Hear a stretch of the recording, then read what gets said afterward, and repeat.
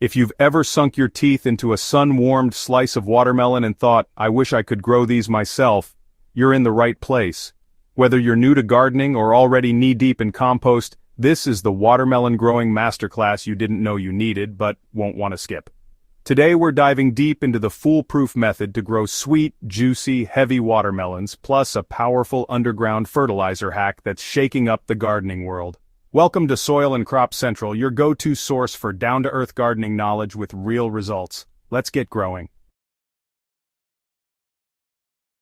Pick the right watermelon for your climate and patience level. Not all watermelons are created equal. The first step in growing a successful harvest is picking a variety suited to your growing conditions and timeline. If you're gardening in a region with a shorter growing season, you'll want to stick to quick-maturing types that go from seed to harvest in under 90 days. Trusted varieties like Crimson Sweet or Sugar Baby are ideal for fast, reliable yields, especially if you're just getting started. For a slightly more adventurous but incredibly rewarding option, try a variety like Golden Honey. This one matures in about 85 days and produces remarkably sweet fruit with a bright interior. It's perfect for home gardens and delivers that classic watermelon taste you remember from childhood picnics. Start watermelon seeds the smart way. To set yourself up for success, begin with strong transplants rather than direct sowing. Start seeds indoors using seed trays filled with light, well-draining seed starting mix. Keep them indoors for 6 to 8 days, just until they develop their first set of true leaves. At this stage, the seedlings are strong enough to handle outdoor conditions. Once they're ready, transplant them into a raised bed or an in-ground plot with plenty of sunlight. Watermelons are sun worshippers. They need at least 8 hours of direct sunlight per day.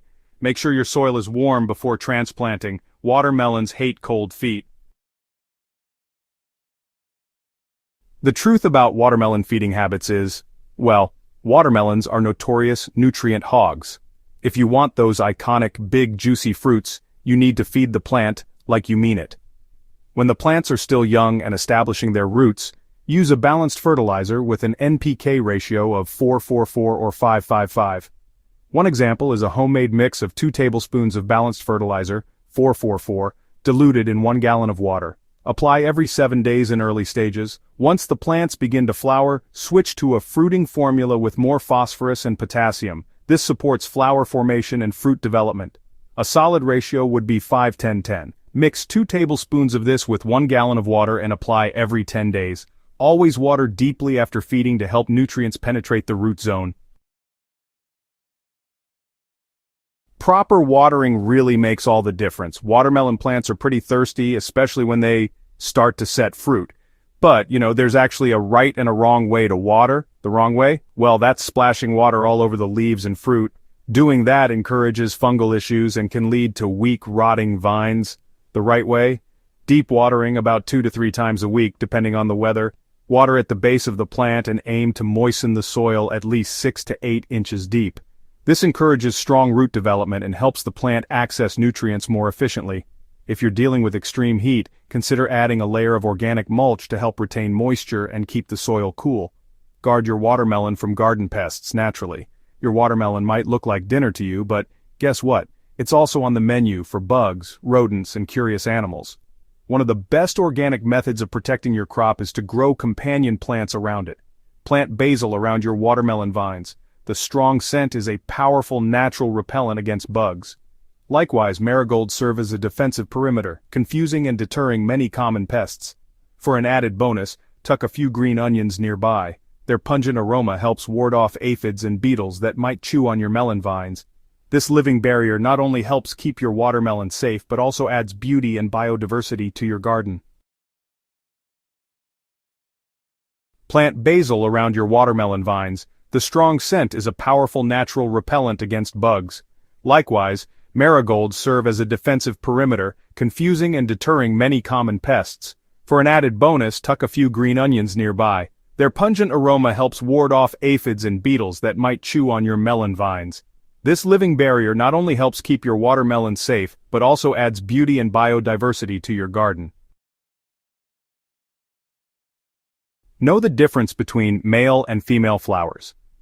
Many gardeners are surprised to learn that watermelon plants produce 2 types of flowers, male and female. and only one actually leads to fruit. Male flowers usually appear first. They're slim and don't have a small fruit beneath the petals.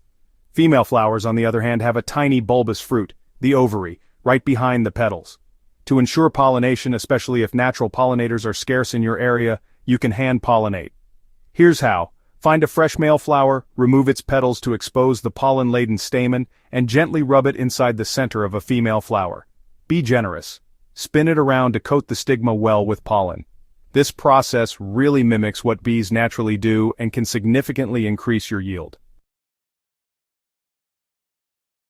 Skip hand pollination with this seedless watermelon trick.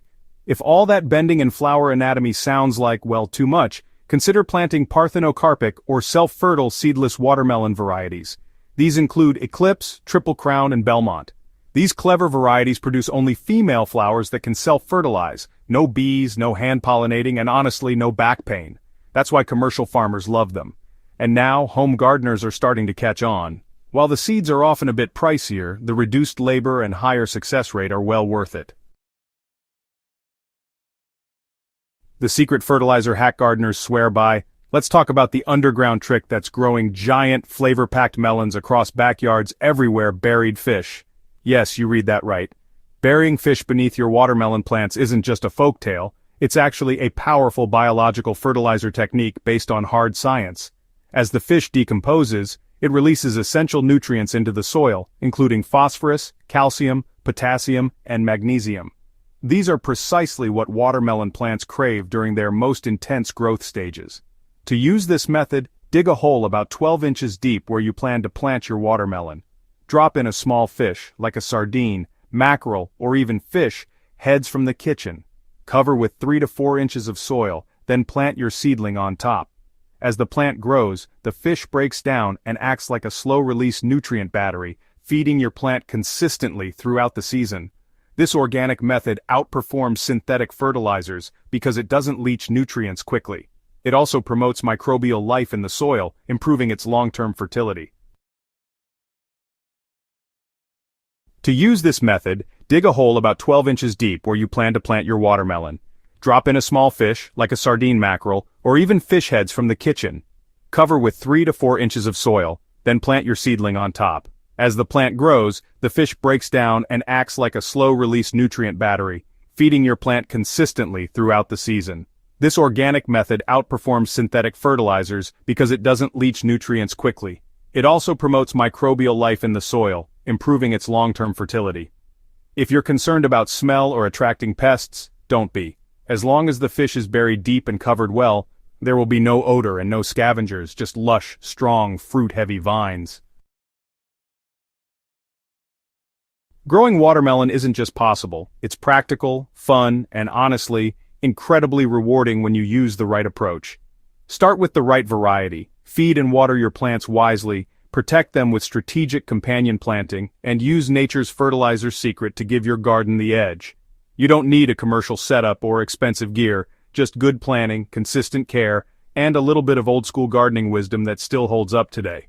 The buried fish method isn't a gimmick. It's been around for centuries, and now, it's your secret weapon for garden greatness. If you found this guide helpful, be sure to subscribe to Soil and Crop Central for more powerful gardening insights. And hey, stick around. We're giving away rare plants like white watermelon and purple sweet potatoes to lucky subscribers. Your dream harvest might be just one click away. Stay rooted and keep growing.